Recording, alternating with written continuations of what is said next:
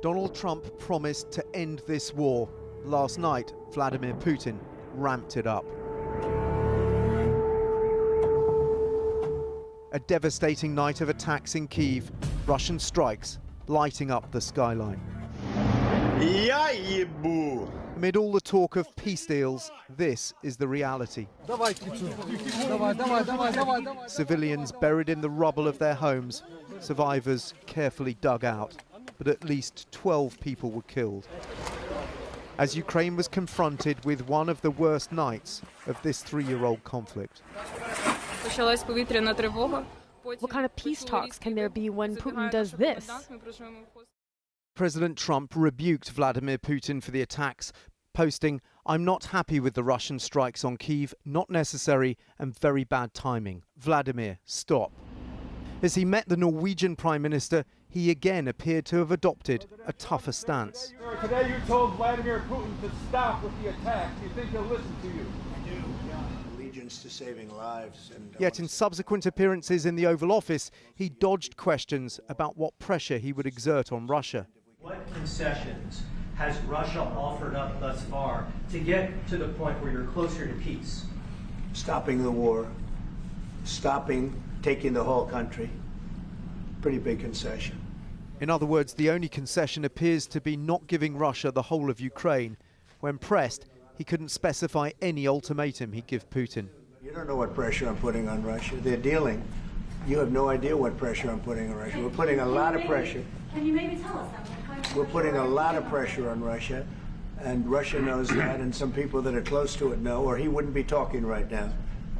The Prime Minister understands that better than anybody. He wouldn't be talking right now. He's talking, and we're putting a lot of pressure. I think he wants to make a deal. We're going to find out very soon, but it takes two to tango, and you have to have Ukraine want to make a deal too, and they're being hit very hard. And I do believe they want to make a deal. Will you consider additional sanctions toward Russia, or what will you do if President Putin... I'd rather answer that question in a week. I want to see if we can have a deal. No reason to answer it now, but I won't be happy. Let me put it that way. Things will happen.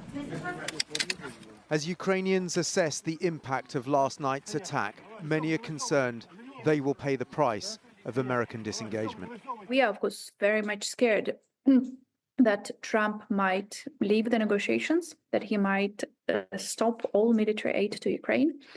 And that is, of course, something that we are most afraid of. Today, President Zelenskyy cut short his trip to South Africa as the full scale of the Russian attacks became clear. Now his country is facing the possibility that far from ending the war, America might walk away from it, leaving its people even more vulnerable to Putin's aggression. And Dan joins us now. Dan, what do you make of this rare rebuke? I mean, the bottom line is that the president has been far more critical of Zelenskyy, hasn't he? Is this a change in tone? What do you make of it?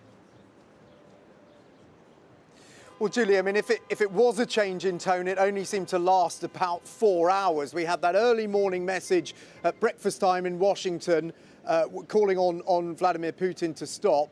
By lunchtime here in the cabinet room of the White House, he had the opportunity to repeat it, and he didn't. In fact, he didn't even mention the attacks on Kyiv whatsoever. He said both sides want peace. This is on a day when Russia had launched 70 missiles and drones at Ukrainians, injuring 90 people and killing 12. Then an hour and a half later, in the Oval Office, he was talking about the pressure that he put Vladimir Putin under. But there was no specifics. There's no talk of sanctions. There's no ultimatum. And if you look at the sort of wider context here, Julie, this is in a week when America has threatened to walk away from this process completely, when senior cabinet members of Donald Trump's government have simply not turned up to key talks with the Ukrainians in London. So yes, possibly a change in tone for a few hours, but there'll be many wondering if those words are ringing a bit hollow